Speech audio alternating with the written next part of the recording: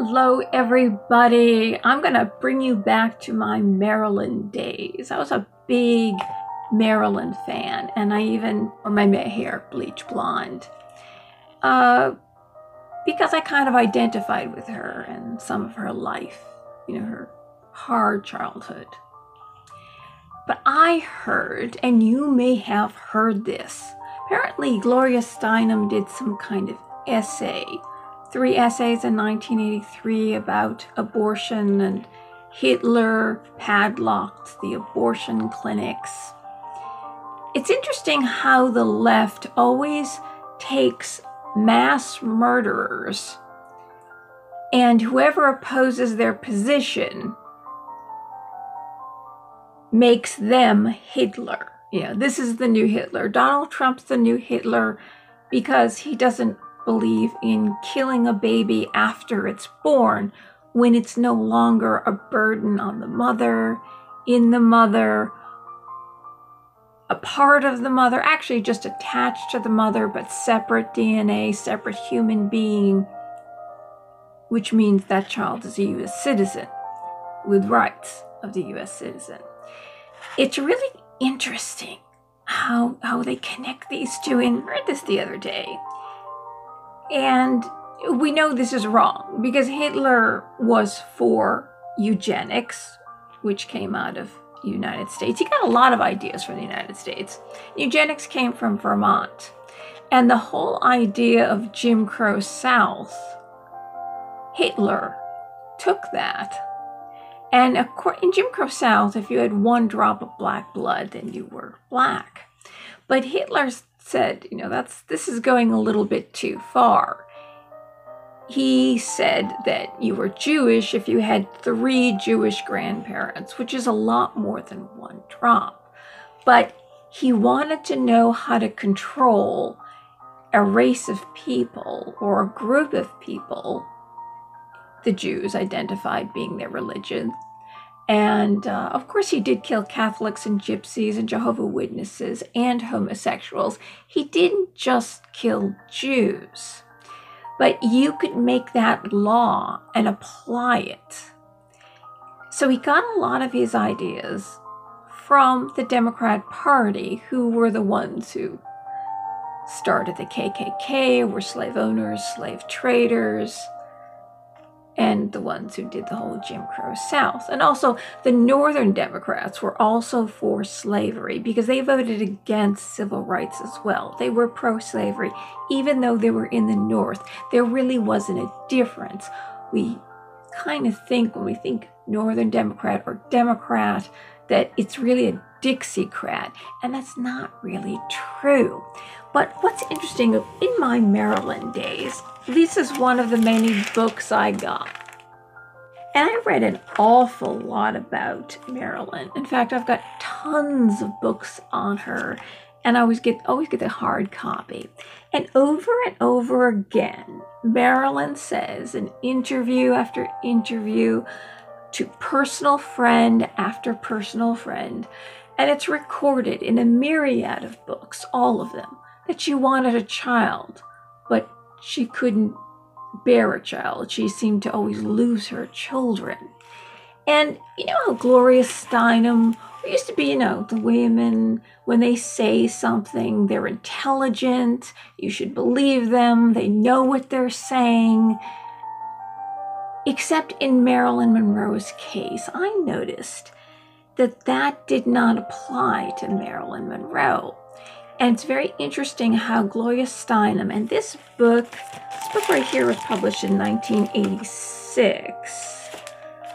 And I think this is a first edition. I've got another edition of a Norman Mailer book, except it's on the bottom of a bunch of books in there, and I couldn't pull it out. Yeah, this is the first edition.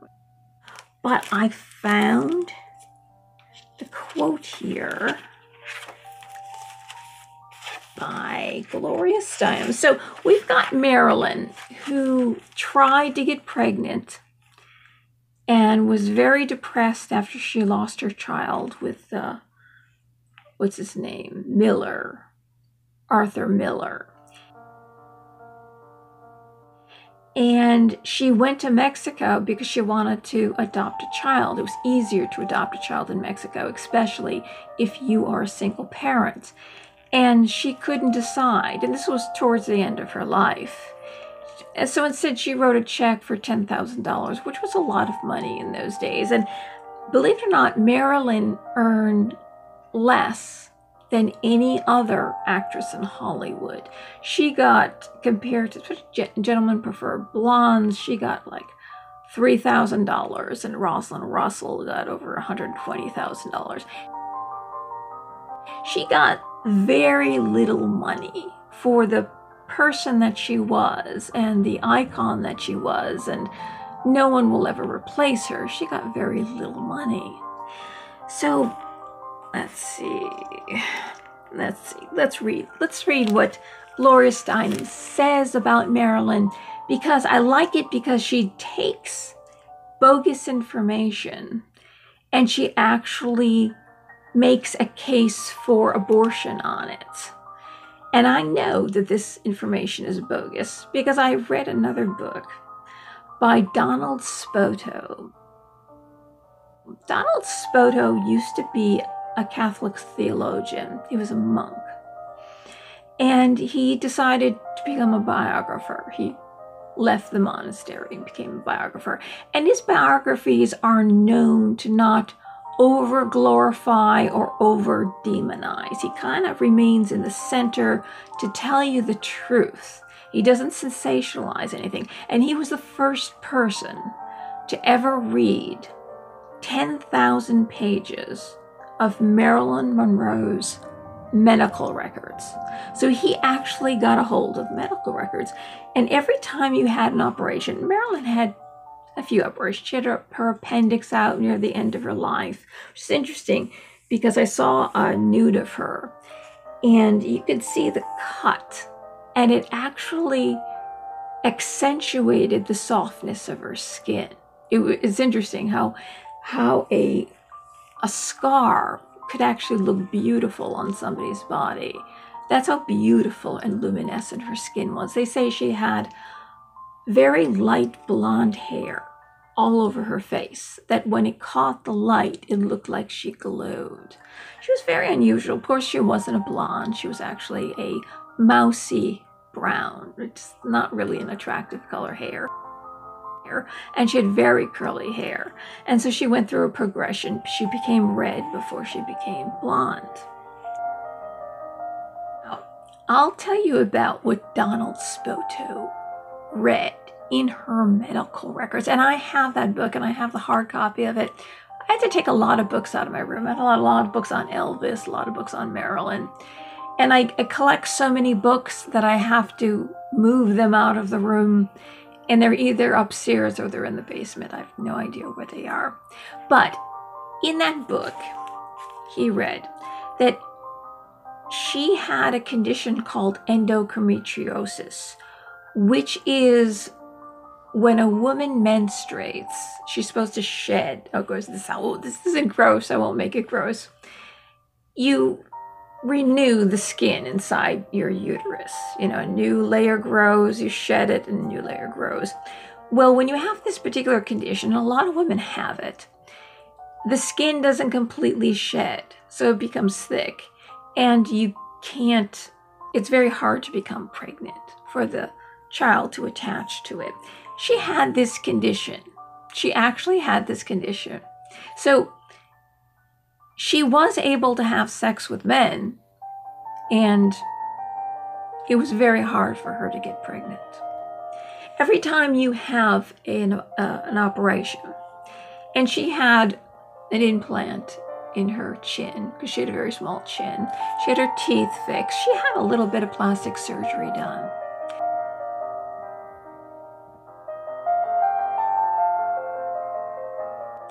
Believe it or not. And they say that her breasts were made a little bit bigger too.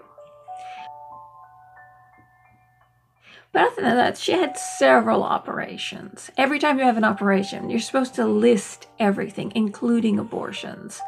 And this is between you and your doctor. It's private. It's not made public until after your death. There's no reason for her to lie. not once did she list an abortion. According to all her doctors, she never had an abortion. She always said she wanted a child. She always longed for a child. She may have lived had she had a child, but she felt she was the sex goddess. She was the womanly woman with the breasts and the hips. She was actually very tiny. She wasn't fat, by the way. Some people think she's fat. She had a very extreme hourglass figure. So it went in very severely and out. And people look at her and say, well, she's fat. Or when she gained a little weight, and you'll see it in some like at Hot. She was actually pregnant then with Arthur Miller's child. And she ended up losing the child. It was a miscarriage. But she was never fat. She was a very tiny person with an extreme hourglass figure. So she looked big, but she wasn't fat at all whatsoever. And she also worked out on weights, and she ran every day. She did jogs. She kept herself in shape, believe it or not. And the strongest thing that she could ever drink was champagne. She was noted at a party she was at that she had a blood stain behind because she was menstruating. And she was drinking champagne. She didn't notice it. But the only drugs she ever really took were from the doctors. And she was given something. She was seeing a psychiatrist, so she was getting something for her psychological issues. And she was getting something because she had a very hard upbringing, and something to help her sleep. And what happened was Donald Spoto found out, reading all these pages of medical history, her psychiatrist was out of town and she needed something to help her sleep. That's why she had blackout curtains in her room. So, because she would sleep for most of the day. And one little bit of light, she would wake up. So she called her doctor, and he prescribed a sedative, something to help her sleep, that was administered through her colon. And she had taken a prescription earlier in the day from her psychiatrist. And back then, people didn't know about drugs, people dying of combinations of certain drugs. They didn't know about that then. That's why her death was this mystery. Well, she was given this enema, and it was administered by her housekeeper to help her sleep. And why do we know that she got this enema? Well, first of all, there are medical records that she got an enema to help her sleep. Second of all, there was a prescription given by her psychiatrist, who also prescribed sleeping pills for her. And that combination worked and wasn't deadly, but he happened to be out of town. So she had taken an antidepressant earlier in the day that was still in her liver. And it is noted in the autopsy that inside her colon, oh my God, I am talking kind of gross, but you're going to really learn something. I've read so much, and the fact that Donald Spoto actually read her medical records, here's the answer, but nobody really wants to believe the answer because it's not sensational. It's not a conspiracy, but this is it. There was a bruise inside her colon, and the bruise is caused by the administration of a drug. See, put it up the colon and it goes through the tissue, because the tissue of the colon, certain areas of the body, inside the mouth, under the tongue, some drugs you put under the tongue, and especially homeopathic things, and it goes right into the blood system. Well, it's similar to that, but you had to have a bigger dose. And that's how it went into her bloodstream. So the combination of the two of these things killed her. And this was going to be strictly on abortion, but I know so much about Marilyn, and this is something that everybody wants to know. We see, this is what makes sense about that. I'm going to drink a bit of water. I'm going to pause this for a second. I'm very dry, getting over a cold, something or other. Well, the police noted, and this is in the police blog, that her maid was washing the sheets. She'd taken the sheets off the bed and she was washing the sheets. This doesn't make any sense. Even, let's say somebody came in and put drugs up her arm and killed her, or they forced sleeping pills, a whole bottle down her gullet. You wouldn't be washing the sheets. It makes no sense why she would be washing the sheets. Why would she do this at 4 a.m.? It's because when you administer an enema and then your body dies, when people die, everything is evacuated. All the muscles let go and everything leaves the body. No sex goddess is going to commit suicide by enema. Nobody commits suicide by enema. Oh, I think I'm going to kill myself. I'm going to shove this up my ass and then have my bed full of you know what. It wouldn't happen. It makes no sense. That's how she died. Okay, let's get on to Gloria Steinem and the BS of the psychology that she actually takes lies that were perpetrated for many years before the medical records were released and is giving you an argument for abortion. She's twisting everything for, look, why can't this woman say, I want to have a baby. I feel incomplete. I feel that I'm a sex goddess. I'm beautiful. I've got these big breasts and big hips, yet I cannot produce a child. And we know why. She had that condition. That's why she couldn't produce a child. But let's read what Gloria, this is just a little bit. So, Norma Jean had a special connection with children. When she was left with Jim Doherty's two small nephews, that was her first husband, Jim Doherty. You see, Marilyn had been in foster homes, and instead of sending her into another foster home, they made her get married to an older man named Jim Doherty. And he used to hunt, and it upset her very much. And once he came home with a deer attached to his car, and the deer lifted its head, it wasn't dead yet. And he beat the deer to death in front of her. And she was completely broken up by it. And she was talking about she really wanted to be a vegetarian. So anyway, so Jim Doherty's two small nephews to feed, bathe, and entertain for weeks on end. She took great pleasure in singing songs, reading them funny papers, and making them feel happy and secure. But she was clear that the thought of having a baby stood my hair on end.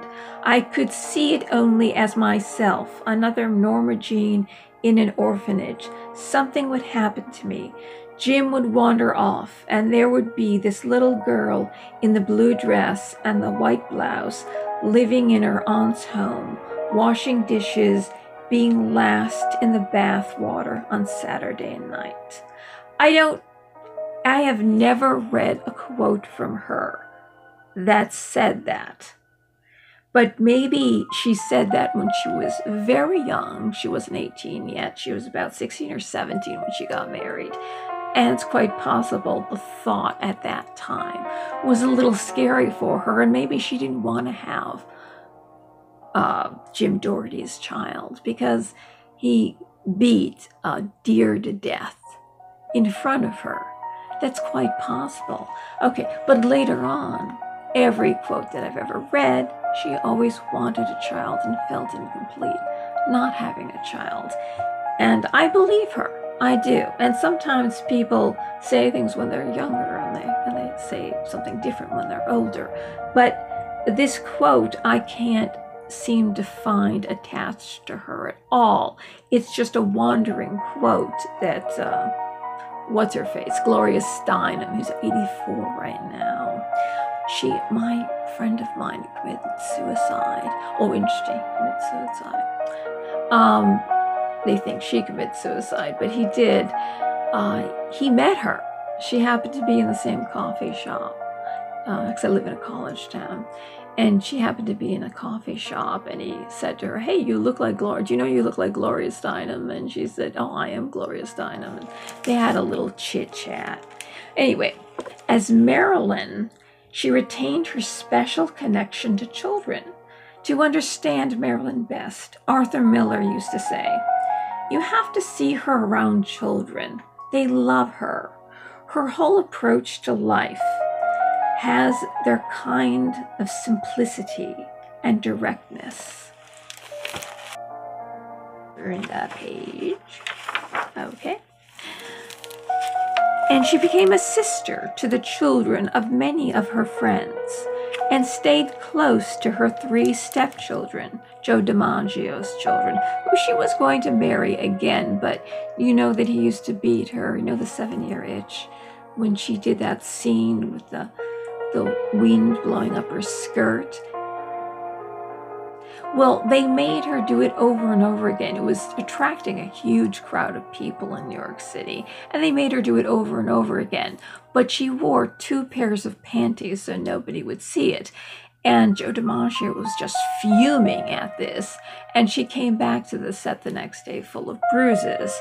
So he was a very controlling, abusive man. She married him at St. Peter and Paul's Church in San Francisco. I went into that church, by the way. Very dark church, kind of strange. Anyway, she became a sister to the children of many of her friends and stayed close to her 3 stepchildren, DiMaggio's son, Miller's son and daughter, long after those marriages were over. Pictures of her stepchildren are found in her bedroom after she died. But as Marilyn, she was convinced that she had to give birth to a baby in order to be a real woman. See, this is just Gloria Steinem thinking this in her head. This is an assumption. Marilyn wanted children because she loved children. She became a child around children. Like me, I become a child around children, and I become like an elderly person around elderly people. Wise or crazy, it depends on, and I become crazy around crazy people. I usually become what I'm around. Well, not bad people or angry people, but I enjoy the gifts of children and the innocence of children. I connect with that, and old people. There's an innocence, and there's a wisdom, and there's an insanity. And I sit and I listen to them for hours. Well, anyway, when she suffered 2 miscarriages while married to Arthur Miller, the press made much of this anomaly, the sex goddess who could not bear children. Marilyn's efforts to work with children and to give money to orphanages were seen as her desperate longing to have a biological child, or maybe she wanted to adopt a child, or she felt really sad for these children because she was a foster child. She identified with them. That's what I say. This is what Gloria Steinem is saying. But as her 12 or 13 abortions testify, there you go. She's putting this in print as if it's true, and it's a complete lie to forward the reason why you should keep abortion legal. It's unbelievable that this is, when I read this, I said, this is such a joke. I'd already read all the stuff on, okay. She was able to conceive a child, but may have preferred to remain one. So Gloria Steinem is calling her a child. She's not respecting her intelligence as a woman. And they say Marilyn actually was more intelligent than she let on. She was playing a character in the movies. But in person, she was childlike. But she also wrote some poetry. She was very deep. But she was not childish. Here she is saying that her 12 or 13 abortions testify she was able to conceive a child, but may have preferred to remain one. No, she was not able to conceive a child because of her condition that I preface this video with. That's a lie. And this is a lie just like all the other lies that Democrats keep shoving down your throat. Again, it's a lie. And you know what? She's a science denier. Here's a science denier because her medical records show otherwise. Gloria Steinem, to push the abortion debate forward, is denying science. Okay? All right. None of her observers or biographers seem to have considered the possibility, because Steinem is such a genius, that she may have needed to nurture the lost little girl inside herself first before giving birth to someone else. Only then would she have the strength and sense of self to nurture other children. You know what? She nurtured tons of children. Tons. She just wrote, she nurtured tons of children. You can be a mother, and you can be a mother to orphan children. Just adopt. But women who were supposed to give birth to others, not themselves. Sadly, Marilyn believed that too. How deep and profound. Women are supposed to give birth to others, but not to ourselves, which means a woman never becomes herself. You see this? Do you get this now? A woman is a machine. She's a machine that's programmed to give birth to other people, including other women, also women, okay? So you're putting women down right now. Women who make other women, the women that are made by other women, but we're not supposed to give birth to ourselves. Well, if we give birth to other people and they are birthed, that would include the girls that are birthed too. So that makes no sense at all. I shouldn't even... Oh my God. But Norma Jean remained the frightened child of the past, and Marilyn remained the unthreatening half-person that sex goddesses are supposed to be. She was a half-person as a sex goddess. They say at the end she was actually going to go back to work on her movie Something's Got to Give. She was going to remarry Joe DiMaggio, which I think would probably be a mistake. But she was better than people thought she was. She was not as stupid, and she was not this half-person sex goddess. Now that more women are declaring our full humanity, now that we are more likely to be valued for our heads and our hearts, not just our bodies, that house them, we also wonder, could we have helped Marilyn survive? Why aren't you? It says now women are valued for their heads and hearts, not just their bodies. But you are not valuing Marilyn Monroe for her head and her heart. You, Gloria Steinem, are only seeing her as a half-person sex goddess who says things that she doesn't know what she's talking about. She says things she doesn't know what she's saying. Well, there you go.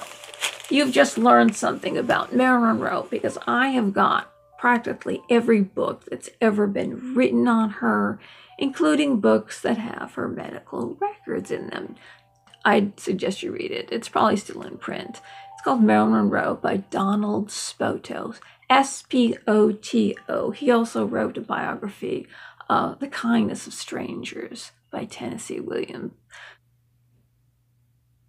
who is my favorite playwright, known as the American Shakespeare. So, baloney. So Adolf Hitler was against abortion, but he was for eugenics, he was for sterilization, and he was for killing, aborting unwanted populations of people. Okay, let's walk this back a little bit now. Okay. All right. Margaret Sanger, who was a white supremacist, who started Planned Parenthood for the reason, and put them in inner cities all over the country for the reason to get rid of unwanted populations, unwanted minorities, and white trash. That sounds very Hitler-esque, don't you think so? And if Hitler got all his know-how from Jim Crow South and the KKK and the white riders that went out at night to intimidate and lynch black people and people who were against the Democratic Party, and anyone who was considered half black, like the Southern Italians and Greeks, they were lynched as well. That's interesting. So it's really Hitler. And he had the brown shirts that used to go out as thugs. And we know that Mussolini had the black shirts. Stalin had the Red Army. Mao had the Red Guard. And Pol Pot had the Khmer Rouge. Very, very interesting. So it's really the Democrat Party. And they're now... They all cheered in New York when they passed infanticide, that you can kill a baby after it's born. And we're obsessed with the fact that Governor Northern Latham wore blackface or a KKK outfit, but later admitted to dressing up like Michael Jackson. No, that's also blackface. He put on blackface for some reason to do Michael Jackson. Is for infanticide. But we're obsessed with him at 25 in college, dressed up, ghastly. Are any of these Republicans dressed like the KKK or wearing blackface? No. Notice how it's all the Democrats. No Republican so far has ever done blackface. We're finding out, it's coming to light, that the Democrats are the party of the KKK. But everybody's talking about that. Well, you know, we're not talking about that anymore. Now, what is the latest? Green Deal came around, and we just, one thing after another, they kind of push that off to the side. Because we've been pushing the envelope ever since partial birth abortion, where a baby was viable outside the womb, and you could give birth to it partially and then kill it before it leaves the body. Bill Clinton, after his whole sex scandal with Monica Lewinsky, which there was a disparity of power there. Anybody who's 21 years old knows absolutely nothing. They really don't. They really, really don't. You grow up so much. In like 10 years' time, you grow up so much. And then you'll grow up a little bit more by the time you're 41. But the women gave him a party on the Capitol steps. He took advantage of a young intern and clearly cheated on Hillary. But the women, the feminists, who were supposed to be angry if their husbands do something like that, and if they take advantage of women, and Gloria Steinem's all talking about women and how we have heads and hearts now, not just bodies. They gave him the hypocrite women who are the same, who gave birth to the women today who are out there screaming and yelling, wearing pussies on their heads and pussy costumes. They gave him a party on the Capitol steps when that whole ordeal was over for him, after he got impeached. But the main story is that we've legalized infanticide. And the reason being, and I've said this before either in one of my videos or on Twitter or somewhere, it is clear, since they're selling baby parts, people who are giving, wealthy people, monarchy, whatever, the people who are on top, who want to decrease the population of the world. You notice that it's the wealthiest people and the royal people that want to decrease the population of the world. I don't know if you've noticed that. When they give birth to a baby and their baby needs a new organ, they want an organ from a baby that's full term. That's why they want these babies. I've said it somewhere. Maybe you can tell me where I've said it. I don't remember, but I remember saying it. I probably wrote it somewhere on Twitter or something like that. This is the big deal. Selling dead babies, selling dead whole babies. And we're getting women by the justification of abortion after you're born. I mean, you've really pushed that envelope. Once you pushed it to partial birth, you've pushed the envelope. See, there was a thing back in the day called shame because, oh, the woman had sex. The girl had sex before she got married. And there was a shame on that. And so women were forced to go and have abortions because they weren't supposed to be pregnant before they got married.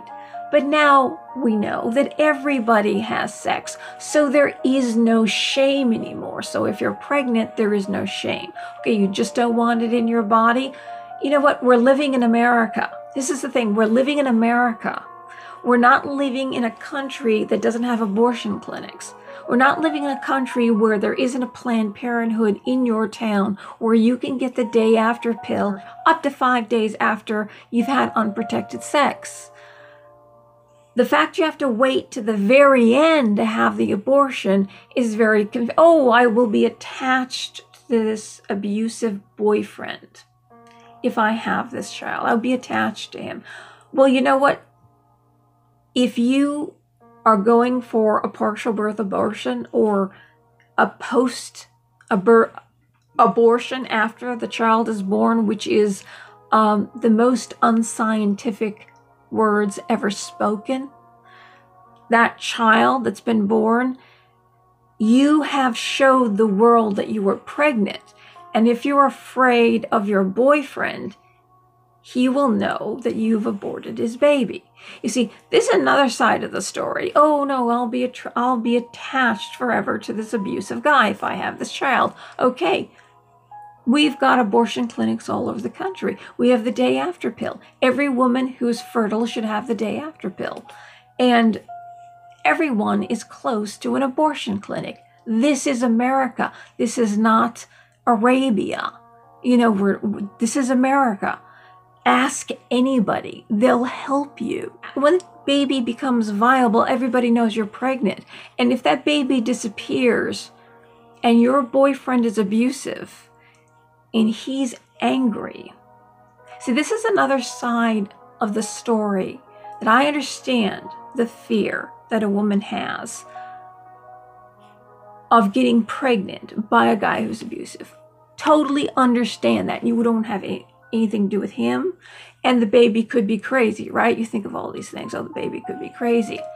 Please, first of all, tell the cops. Second of all, don't really. There are abortion clinics. You can find them. Please find them. Go to the police station and ask if you don't know where they are. But they're on the web. Find them. And they will help you. You don't have to wait. If you wait that long, it's actually harder on your body and your psyche to do it late term. But they don't tell you this. They don't tell you this because they want to sell that baby for millions of dollars. They get the money. It's a ruse on you. So you do the ruse on them and don't go that far. Don't wait that long. If you think you're pregnant, take that morning after pill.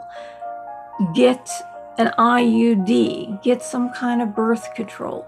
Do something. Waiting that long, basically you're putting money, millions of dollars, into the hands of these people, and they're making money off of you. So it's actually a ruse when you really think about it. And physically and mentally and emotionally, you go through more than you realize. And they don't tell women this part. So I'm going to end my talk on abortion and how abortion is actually Hitler-esque. This is Hitler-esque. It is the Democratic Party. It is Margaret Sanger. It is about getting rid of the unwanted population. That's what it's about. And by playing into this, you're playing into the ruse, and people are making millions of dollars off of it. And here is a lie in this book that Gloria Steinem, this is how you're a Democrat. This is what they do. They twist the truth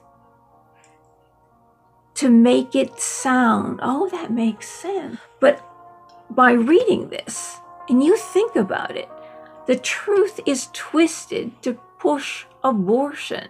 When in Marilyn's case, she couldn't carry a child. She never had an abortion. And she's basing her whole premise on a lie, like all the Democrats are doing. They keep repeating the lie. And just like Goebbels, you see, this is how the Democratic Party works. Joseph Goebbels was the minister of propaganda for Hitler. And he said, if you tell a big lie often enough, people will believe you. So if you are with the Democratic Party, with the socialists, because this is a socialist agenda, that's what the Nazi Party is. National Socialist Party. National meaning Germany. It's about socialism. It's all about lies and propaganda. Read 1984, read Animal Farm, George Orwell. Thank you very much, and I hope you enjoyed my talk on Marilyn Monroe.